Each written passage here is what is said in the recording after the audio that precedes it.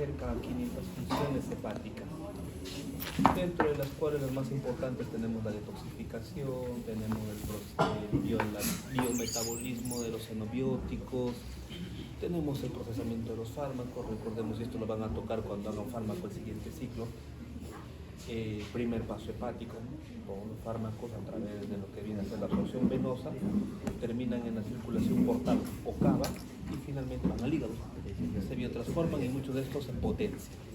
Entonces aquí importa mucho que ustedes tengan claro la fisiología hepática, porque esto lo van a necesitar en fármaco.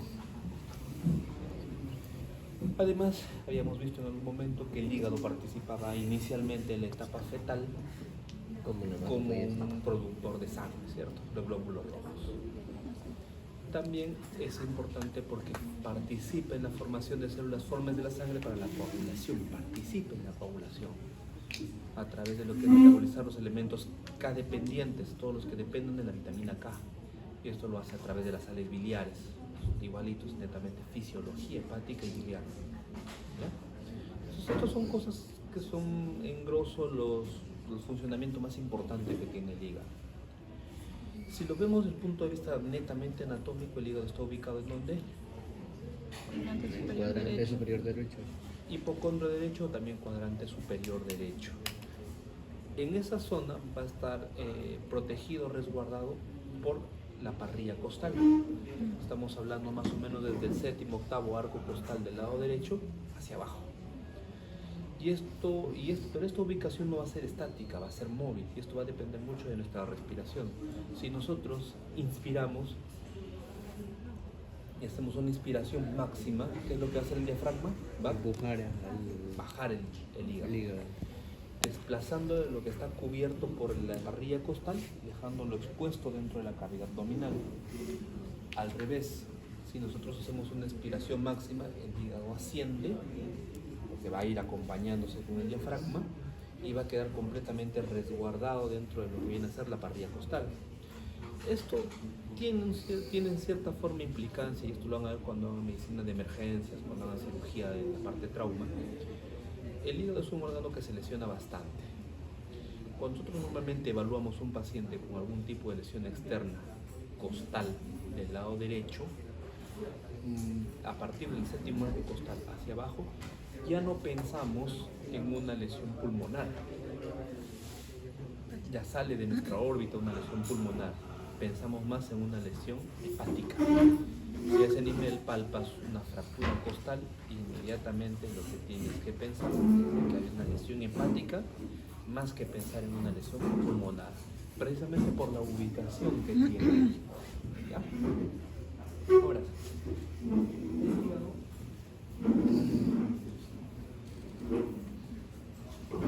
va a tener una cara diafragmática y una cara visceral.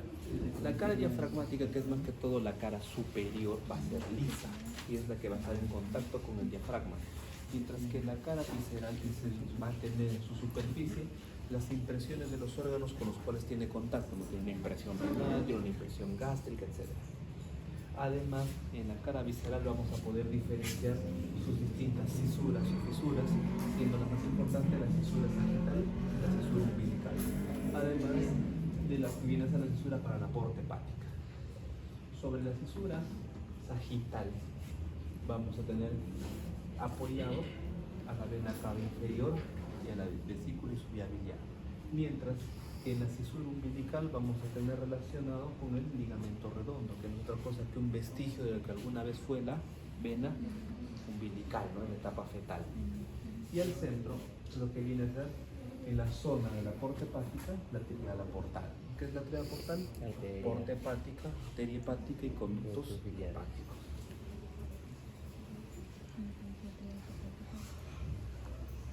Tenemos el hepático derecho, izquierdo, caudado, cuadrado. Y el hígado también va a tener elementos de sujeción. ¿Qué elemento de sujeción va a tener el hígado? Su ligamento coronario, que precisamente lo va a unir al diafragma. Entonces, por eso que es móvil junto con el diafragma, no al desplazarse hacia arriba y hacia abajo. También va a tener su ligamento triangular, que va a unir el lóbulo hepático izquierdo hacia el diafragma. También va a tener lo que es el ligamento falciforme, que es el responsable de la división entre el lóbulo hepático derecho y el lóbulo hepático izquierdo. Y finalmente el ligamento redondo, que ya vimos que era un rezago de este tamaño.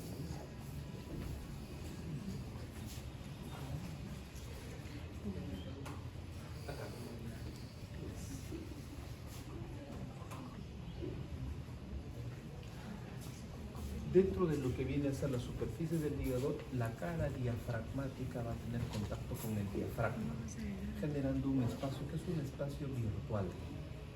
Este espacio virtual en situaciones patológicas se va a hacer real.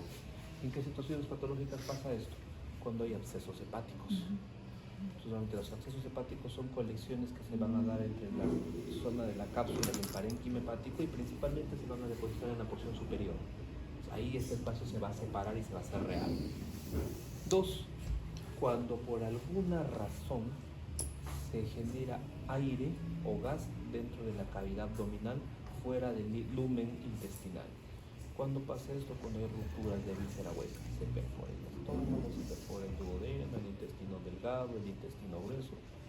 El gas que sale por física tiende a ascender, ¿cierto? Entonces se va a depositar en esta zona. Nosotros tomamos una radiografía antero-posterior, inmediatamente lo que nosotros vamos a ver es debajo de lo que viene a ser la cúpula diafragmática un espacio mucho más denso, color negro, parecido al pulmonar. Inmediatamente ahí pensamos en un neumoperitoneo. Eso es en situaciones patológicas. Ahora, también hay situaciones procedimentales donde nosotros producimos neuroperitoneo, este neumoperitoneo. Uno de ellos es en el caso de la laparoscopía. Hacemos cirugía laparoscópica, lo que hacemos es hacer una incisión a través del ombligo, meterle un catéter, inflar con CO2. Entonces, ¿para qué? Para generar esto, una cavidad donde uno pueda manipular las vísceras con comodidad. Entonces, en ese momento tomaríamos una placa de igual forma, ¿no? Lo que vamos a ver es toda esta zona ocupada por gas, que luego eso se reabsorbe, se elimina. ¿Ya? Además va a haber un receso hepatorrenal, y esto ya lo habíamos visto cuando vimos riñón, ¿no? Que es el espacio de Morrison, que de igual forma funciona como un espacio virtual, pero que en situaciones patológicas de acumulación de líquido en cavidad abdominal se hace real, ¿no?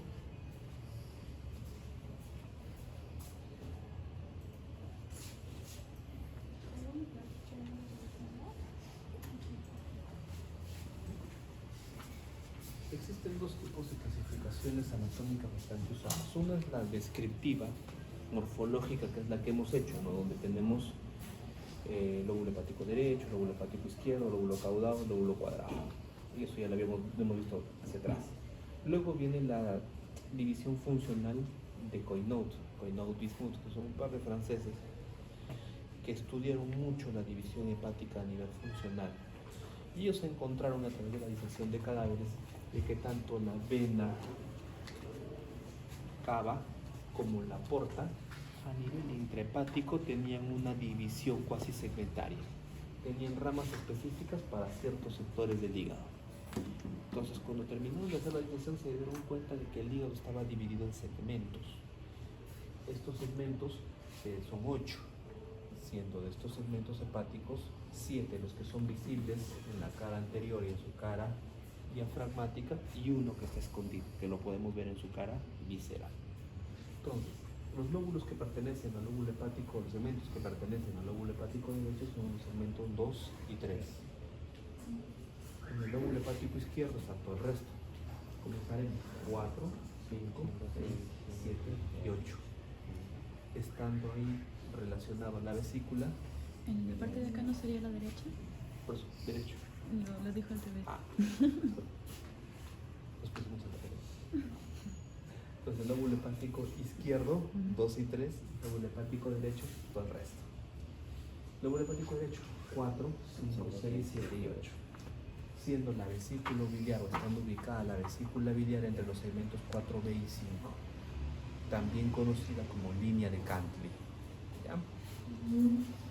Esta línea de acá es conocida como la línea de Cantley, la línea divisoria entre ambos segmentos, que va a coincidir, si nosotros esto lo volteamos y vemos la cara visceral, va a coincidir con la cisura, recuerdan que habíamos visto dos fisuras o fisuras, ¿cierto? Una fisura que era la umbilical y la otra la sagital, la derecha, entonces va a coincidir con esa fisura, ¿ya? Y ahora, esto es una pregunta recurrente, incluso en los exámenes de internado, examen de NAM, sobre la ubicación de la vesícula, entonces tenganlo siempre presente.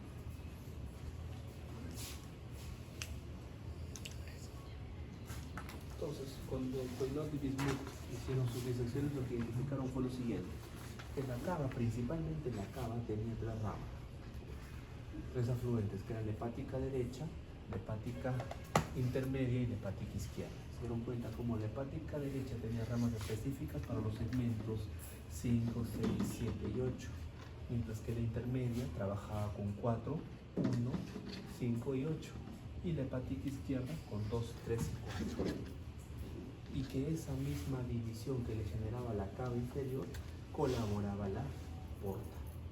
¿Ya?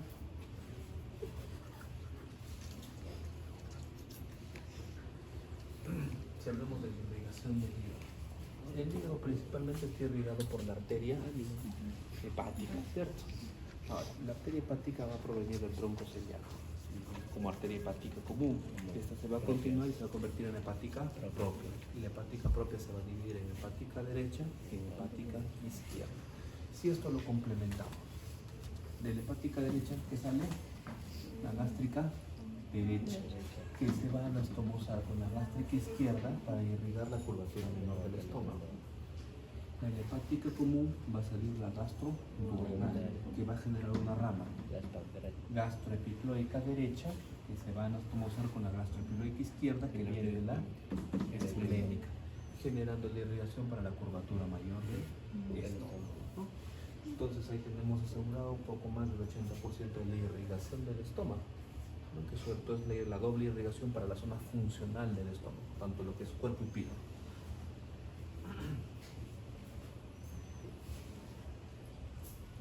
Ahora, lo importante aquí es, el hígado depende en su irrigación, o en la sangre que el hígado necesita para funcionar, depende principalmente de la sangre venosa que le aporta la vena porta.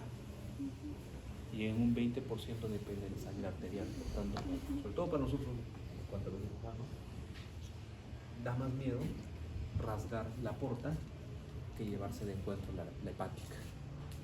La hepática la sacrifica si no pasa nada. O pasa, pero rara vez. Pero rasgas la porta, tienes que repararla, como sea. Porque si no, comprometes funcionalmente al hígado. Se ha visto que cuando hay traumas del hilo hepático y hay laceración de la vena porta, normalmente el paciente en un tiempo muy próximo tiende a hacer insuficiencia hepática y cirrosis. Rapidísimo, en cuestión de meses hacen cirrosis terminales y el hígado falla. ¿Por qué? Porque ese es su mayor afluente, ¿no? Su mayor aporte de sangre proviene de la porta. ¿Cómo se formará la porta? La unión de la esplénica con el mesentérico superior. esplénica con el mesentérico superior.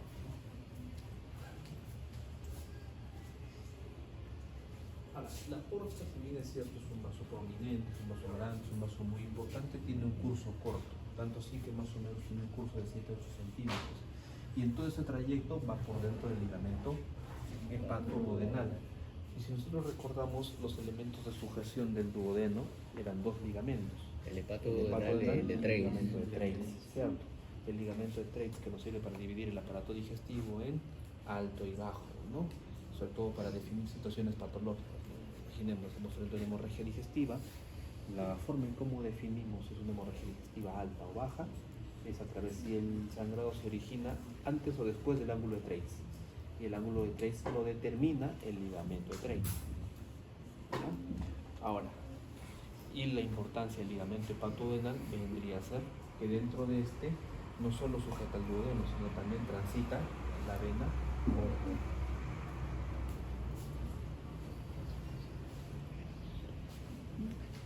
Si hablamos de la parte linfática, aquí es un tema más mixto, ¿no? ¿Por qué no? Porque si bien es cierto, el hígado depende mucho de lo que es la parte arterial y venosa, tanto la parte arterial va a ser drenado por los nódulos hepáticos y el nódulo cístico.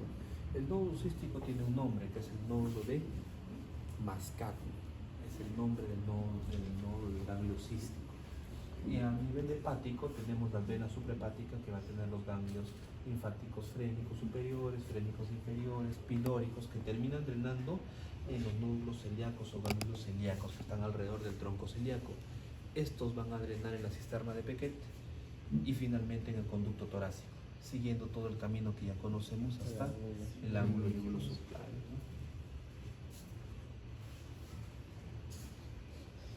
Si vemos la inervación, lo mismo que se repite casi en todo el aparato digestivo, ¿no? Esta dualidad simpático-parasimpático, donde el parasimpático es el efector y el simpático es el inhibidor. El simpático siempre trabajando a través de ganglios y trabajando con los esplácnicos, sean los esplácnicos torácicos, sean los esplácnicos abdominales o sean los esplácnicos pélvicos, sean los mayores, sean los menores, sea el esplácnico mínimo, que de ellos. Pero siempre trabajando a través de los ganglios, y el parasimpático trabajando a través de las cadenas del vago, ¿no? Sean cadenas anteriores, posteriores, derecha y izquierda. Si hablamos de la vesícula biliar, es una estructura en forma de una bolsa piriforme, que lo que va a hacer es ser una reserva de la producción de la bilis. Además puede medir entre 7 a 10 centímetros de largo por unos 3 a 5 de ancho, ¿no? Alcanzando volúmenes de entre 30 a 50 centímetros cúbicos. Sin embargo, esto puede variar. La literatura te dice que en estado fisiológico puede alcanzar incluso los 80 centímetros cúbicos y en estados patológicos puede alcanzar los 100 centímetros cúbicos. Un globo de agua, ¿no? Hemos entrado a problemas vesiculares para operar, a veces la vesícula bastante dilatada, ¿no? Una pata enorme. Entonces, A veces se lo pueden quitar. ¿la vesícula? Claro. Es el objetivo de la cirugía, es quitarla. Es el objetivo. Ahora, dentro de lo que es la vesícula, esta se va a dividir en sus porciones, ¿no? Un fondo, un cuerpo y un cuello. Entre el cuello y el cuerpo va a haber una prolongación de tejido que se conoce como la bolsa de Harman, o también se le conoce como bacinete. Entonces es muy habitual escuchar cuando hay reportes ecográficos o reportes quirúrgicos, escuchar piedra enclavada en el bacinete, ¿dónde se habrá enclavado la piedra? Permite acá se asientan, ¿no? Los cálculos. Y como están próximos a la salida del conducto cístico, obstruyen la salida del flujo de la bilis. Es un lugar frecuente de asiento de litos. Ahora, a nivel del cuello, que ya es básicamente la salida del conducto cístico, en su pared interna va a estar revestida por repliegues mucosos que tienen una forma espiral y funcionan como válvulas. ¿Cómo se llaman esas válvulas? Les han enseñado en inicio, todos les han enseñado en fisio y en anato. ¿Las de ¿Qué cursos se habla de las válvulas? Kerkin? ¿Cómo se llaman esas válvulas?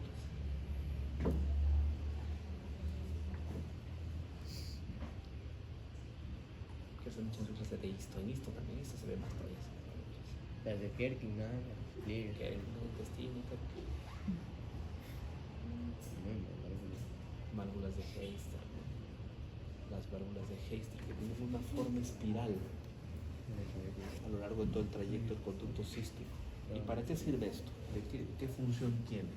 El cístico tiene un diámetro aproximado de entre 3 hasta 5 milímetros. Entonces, cuando la vesícula se contrae por estímulo hormonal, ¿qué hormona estimula la vesícula, la contracción vesicular? La colecistoquina. Colecistoquinina, ¿no? ¿En dónde se produce? En el duodeno. Duodeno, un poco más arriba. Se El produce naso. desde el antrogástrico, ¿no? Desde el antrogástrico ya genera el estímulo para la producción de la colecistoquinina. Ese tránsito entre antro y la primera porción duodenal, ¿no? ¿Y qué es lo que va a generar? Contracción de la vesícula desde el fondo hacia el cuello y además apertura del esfínter de Oddi. Produce las dos cosas. Entonces, ¿esto para qué sirve? Para que se evacúe el contenido de la vesícula, la bilis, y vaya a emulsificar grasas junto con las enzimas pancreáticas. ¿Ya? Pero todo lo que aquí se produce no sale hacia el conducto cístico. Para eso sirven las válvulas. Las válvulas regulan la cantidad que sale. Por ende, si así como empuja la bilis hacia el conducto cístico, si aquí hubieran litos o piedras menores a 5 milímetros, salen hacia el conducto cístico. Y por la presencia de estas válvulas quedan atrapadas en el conducto cístico.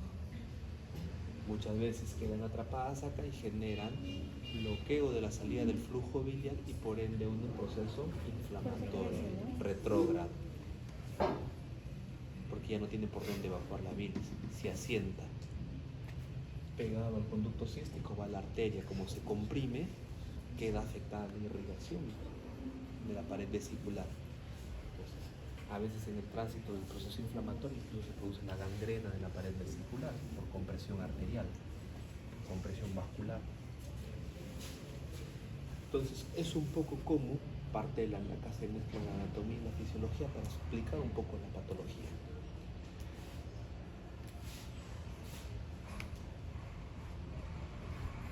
Ahora, aquí qué más es importante.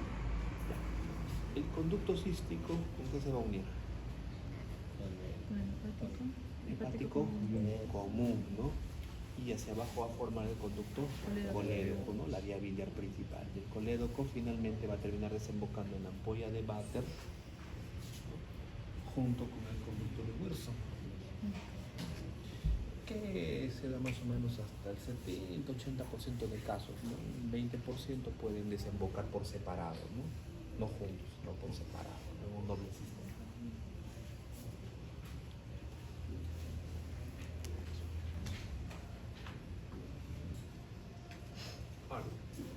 Aquí lo importante es esto. El colédoco va a estar dividido en porciones. Tiene una porción suprarduodenal, una porción retroduodenal, una porción retropancreática, intrapancreática e intramural. Es todo el recorrido que es el colédoco. No es que es un conducto que va de frente y se mete al duodeno, no.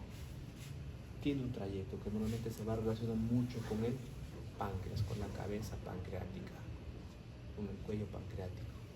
Y esto es importante porque cuando hay patologías tumorales de cabeza de páncreas, directamente afectan al colédoco, lo comprimen, evitan su flujo.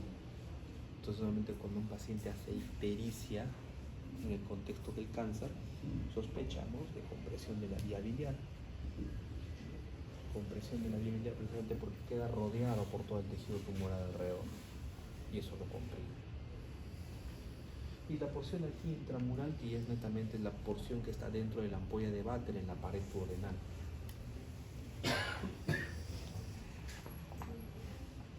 Si hablamos de la irrigación de lo que es vía biliar en la vesícula, retrocedemos a lo mismo que ya hemos hablado del hígado, ¿no? Nuevamente vemos un tronco celíaco, arteria hepática común, arteria hepática propia, hepática derecha, hepática izquierda. El punto más frecuente de nacimiento de la arteria cística es la arteria hepática derecha. Vamos hablando por encima del 70%. Tiene sí entre un 20 y un 30% de variabilidad, donde pueden nacer de la hepática izquierda, pueden nacer de la hepática propia e incluso de la hepática común, pero tiene una variabilidad menor. Entonces, la cística al final se va a dividir también en cística anterior y cística posterior. Y tienen un esquema con la variabilidad que hay en cuanto a los nacimientos de la arteria cística. Si vemos el drenaje venoso, vena cística. La vena cística termina en la vena hepática derecha, que es parte de la porta. ¿Ya? Pero a nivel del fondo y el cuerpo hay venas císticas menores que van a terminar atravesando la pared y drenando directamente en el hígado, ¿no? En su lecho hepático. Si hablamos de los triángulos, la zona de los triángulos, acá hay dos triángulos que se forman, que son muy importantes, que es el triángulo hepatocístico de Boudet, el triángulo mayor, que es el que tiene su borde el conducto cístico, su borde del conducto hepático común y como techo el lóbulo, el reborde del lóbulo hepático derecho. Contiene arteria cística y su ganglio cístico. Dentro de esto está contenido el triángulo de Carnot. El triángulo de Carnot lo único que va a variar acá es que el techo va a ser la arteria cística. ¿Qué contiene? Nada. Su espacio es un espacio avascular. ¿Y por qué es importante esto? Esto es una visión laparoscópica de la vesícula. Tenemos fondo, cuerpo, cuello, son de la bolsa de Harman o Basilea, donde están traccionando. Acá jala un conducto, este es el conducto cístico. Hacia acá, la arteria cística. Aquí en medio, quedando desnudo, un espacio graso. Es el triángulo de Calot. Ese es el triángulo de Calot. ¿Por qué es importante como espacio avascular? Porque ese espacio nos permite, en la parte procedimental, invadirlo con pinzas sin posibilidad de lesionar nada para poder clampar y cortar el conducto cístico y poder retirar la vesícula de esa zona. Entonces, para eso nos sirve a nosotros identificar el triángulo de Calot. El punto crítico de las periostectomías, eso lo hacen ustedes cuando hagan cirugía. Cuando lleven cirugía, el punto crítico es la identificación del triángulo de Calot. Eso en cuanto congreso de cirugía hepatobiliar siempre lo vuelven a mencionar, ¿no? La importancia del triángulo de Calot como parte de la visión crítica para una cirugía de vesículas. Nosotros lo conocemos como visión crítica de Strass, como se puede explicar cuando hagan cirugía. Ahí los levanto con eso. Hay un montón de terminología ahí bastante compleja. Pero en realidad lo que buscamos es básicamente esta visión. Ahora, ¿en qué porcentaje de pacientes se ve eso? En cirugía abierta el 30%. En cirugía laparoscópica alcanza entre el 50 hasta el 60%. O sea que no en todo se logra identificar el triángulo de Calot. Y esto hablamos de situaciones donde el paciente no está en proceso inflamatorio. Si está en proceso inflamatorio, esa vaina desaparece. Todo eso parece un mal tejido inflamado, pegado, adherido.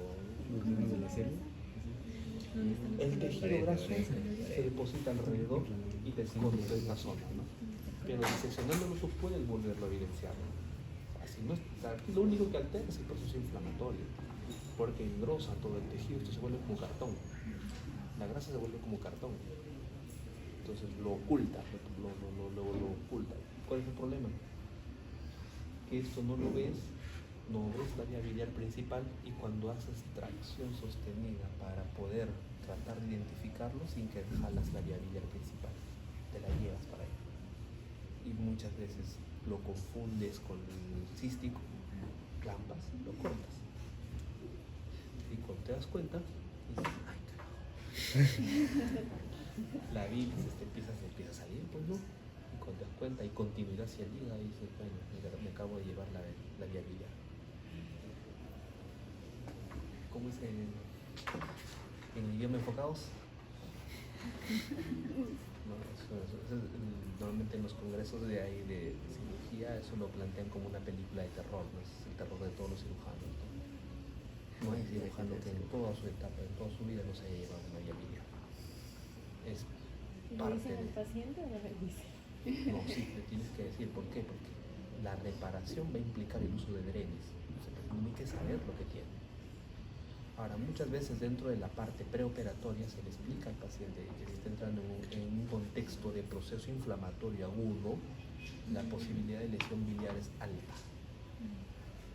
Por eso que es preferible, y muchas veces lo van a vivir, si no lo han vivido ahora como familiares o como pacientes, cuando vas a un hospital para operarte a la emergencia por un problema cólico vesicular, una colecistitis, no te operan.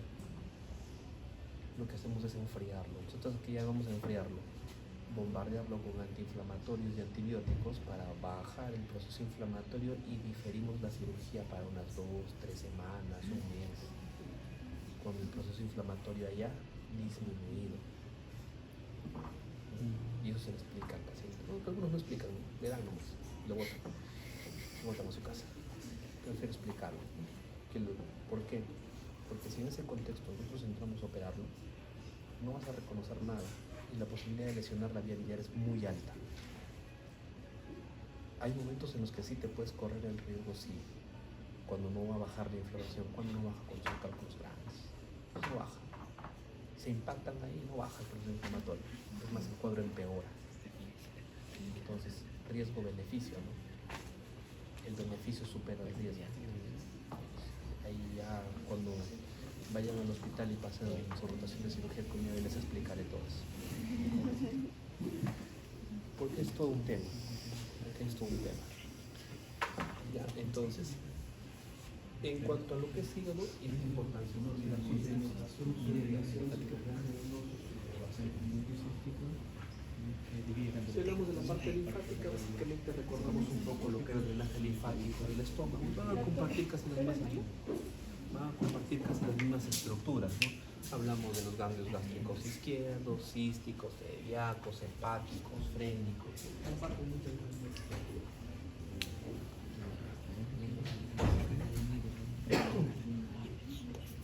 Y de igual forma, si hablamos de la inervación, Una duda que se me quedó, o sea, cuando cortan lo que es así la vesícula, cortan el conducto cístico. el conducto cístico.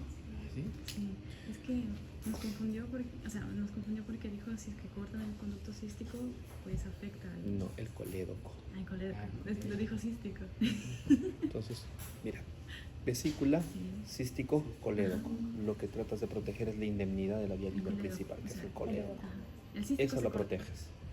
El cístico sí lo puedes cortar porque es la única ancla que hay hacia la vesícula. Entonces, ese es el que más bien tienes que ligar y retirarlo junto con la vesícula. ¿No? Entonces, es en realidad el procedimiento en sí. Ahora, la inervación, igualito, como en todas las aparatos digestivo, la misma modalidad, simpático, parasimpático, simpático a través de ganglios celíacos, peso celíaco, y lo que es parasimpático a través del vago, ¿no? No olvidándonos de que el vago termina siendo secretor, ¿no? Parasimpático secretor.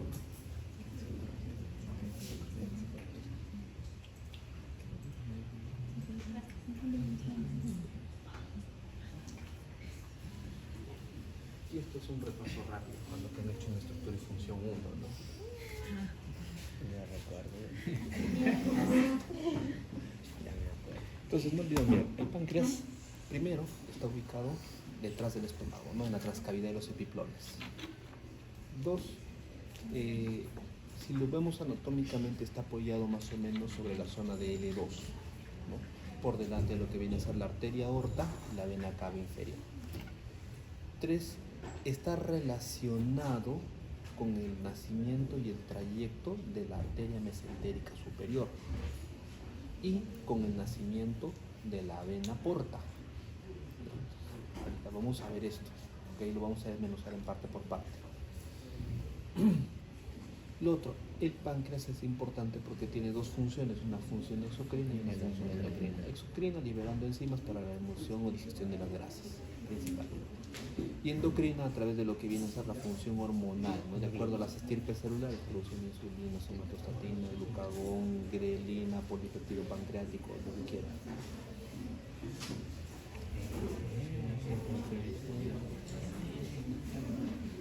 ¿Qué dice?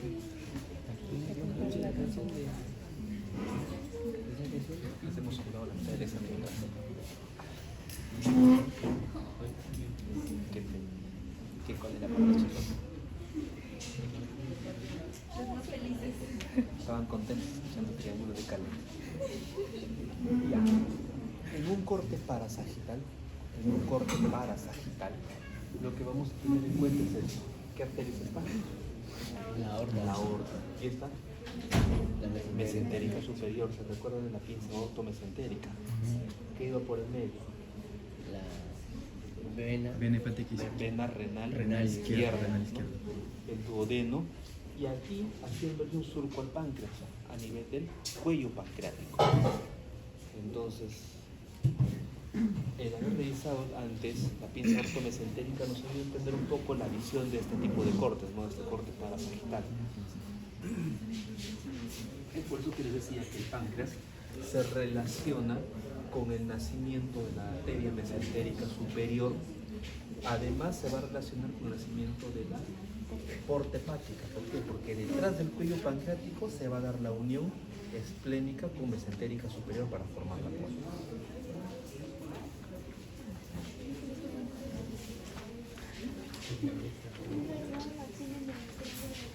Hacemos un corte transversal. Hacemos un corte transversal y sobre todo que lo trabajamos con la visión tomográfica. Lo que vamos a tener es lo siguiente, ¿no? Cuerpo vertebral, hígado, vesícula biliar, riñón derecho, riñón izquierdo. Aorta, cava. Cabeza de páncreas, cuerpo pancreático. La cola casi no se ve muy bien porque la cola está dirigiéndose hacia arriba, ¿no? Porque aquí va a coincidir con lo que viene a ser el hilio esplénico. Entonces tendríamos que tener un par de cortes superiores hacia arriba para poder ver la cola pancreática.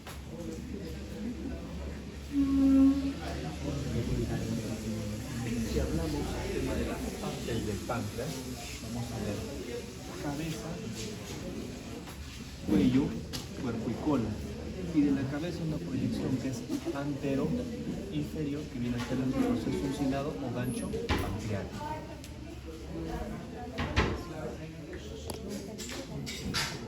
Si hablamos también de relaciones que tiene la cabeza a la derecha en los vasos mesentéricos, ¿qué más? El proceso unciforme es una proyección inferior de la cabeza del páncreas extendiéndose medialmente hacia la izquierda, posterior a la arteria mesentérica superior. El conducto colédoco va a descansar en un surco sobre la cara posterior superior de la cabeza o está incluido en su parénquima. Entonces recordamos un poquito en las partes del colédoco tenemos una porción intrapancreática, ¿cierto? Entonces esa porción intrapancreática es la que está transitando en el parénquima de la cabeza del páncreas.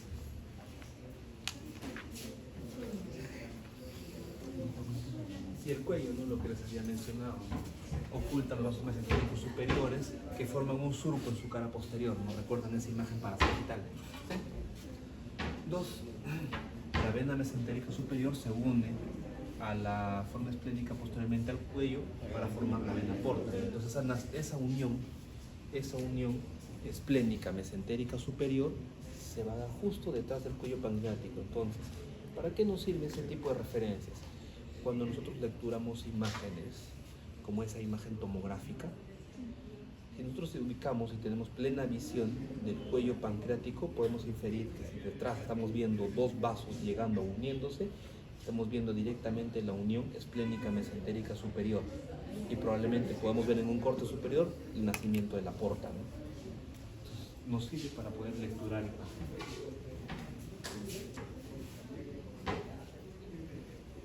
Y el cuerpo que va descansando sobre la aorta y L2 en el plano transpilórico, en su cara anterior está cubierta por peritoneo y en su cara posterior no.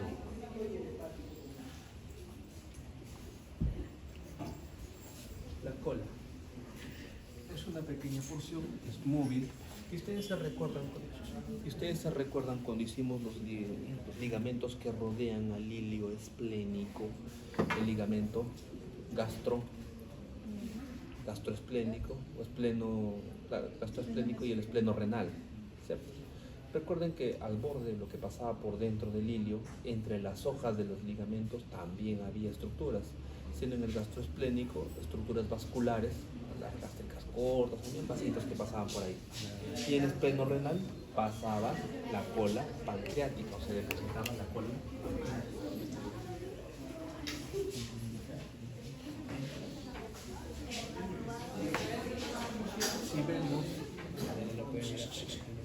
Si vemos la distribución, y esto ya es más interno funcional, ¿no? De los islotes de Langerhans, vemos su división o su estirpe celular, ¿no? Y de acuerdo a eso la producción hormonal. ¿Qué es lo importante? Anatómicamente hablando, que esto es más anatómico e histológico, que los islotes de Langerhans están ubicados en mayor cantidad en la cola. ¿Ya? Entonces esto para nosotros es importante, para los cirujanos, para los oncólogos es importante, porque cuando queremos resecar el páncreas por alguna razón, queremos quitar parte del páncreas por alguna razón, sea por trauma, por tumor, por masa, por X razón, siempre tratamos de preservar la cola del páncreas. Es lo primero que tratas de proteger. ¿Por qué? Porque como tiene la mayor cantidad de acinos pancreáticos, funcionalmente es la que mejor va a ayudar. El impacto hormonal sobre el paciente va a ser menor, porque si tú retiras la cola del páncreas, el impacto hormonal es mayor, Es decir, el paciente va a sentir ese impacto de la falta de células que producen glucagón, insulina, somatostatina, grelina y las demás productos que producen.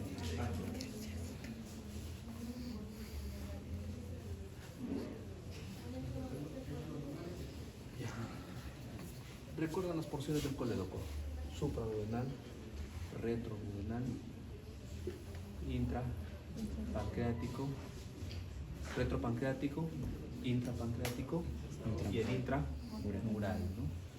Entonces, a nivel ya del colédoco intramural vamos a tener ya la unión con el conducto de Wilson, que es el conducto pancreático principal, ¿no? Que viene desde la cola del páncreas, transitando por el cuerpo y la cabeza, ¿no?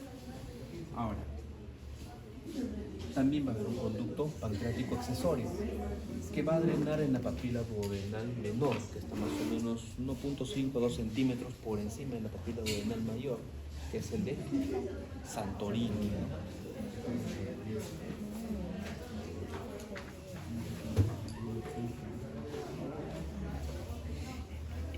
Cuando vemos la irrigación del páncreas, el páncreas se sostiene en dos bloques. Acá lo vamos a dividir en dos. Separemos lo que es del cuello, cabeza y proceso uncinado, y aparte cuerpo y cola. Cuello, cabeza y proceso unciforme se van a sostener en la anastomosis que generan la pancreato duodenal superior y la pancreato duodenal inferior. La pancreato duodenal superior proviene de la gastroduodenal y la gastroduodenal proviene de la hepática común, mientras que la pancreato duodenal inferior proviene de la mesentérica superior, generando por delante y por detrás un círculo arterial, porque los pancreatos duodenales van a dividirse también en anteriores y posteriores. Entonces los rodean a la cabeza del páncreas, por delante y por detrás, generando irrigación para toda esta zona del páncreas y además para el duodeno. Eso por este lado. Para el otro lado, cuerpo y cola va a estar irrigado en dos puntos: arterias pancreáticas que provienen de la esplénica y la pancreato dorsal o pancreática dorsal que proviene de la mesentérica superior. La pancreático dorsal también es conocida como arteria de Testit o de Testut, como quieran llamarlo.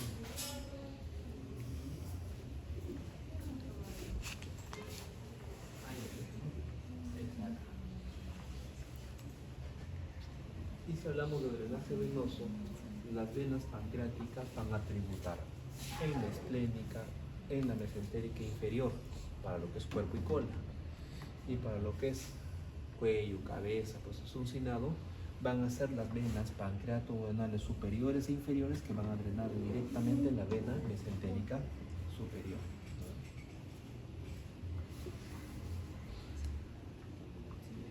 La inervación de igual forma, ¿no? Fibras simpáticas, parasimpáticas a través de los plexos celíacos y el plexo mesentérico superior. Y aquí no olvidar lo importante que es el plexo celíaco, ¿no?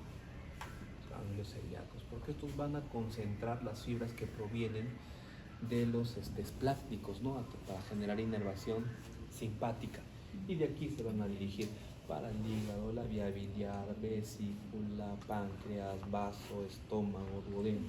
Terminan inervando como estrella todos los órganos que están alrededor, ¿ya? Entonces, y esto, y la posición del drenaje linfático, ¿no? Casi todos los nódulos pancreáticos terminan en los pancreatos esplénicos y estos a su vez en los linfáticos pilóricos, ¿no? Y luego van a seguir el mismo camino a través de la cisterna de Pequet, ¿no? Conducto torácico y finalmente en lo que ya conocen. Vamos a centrar.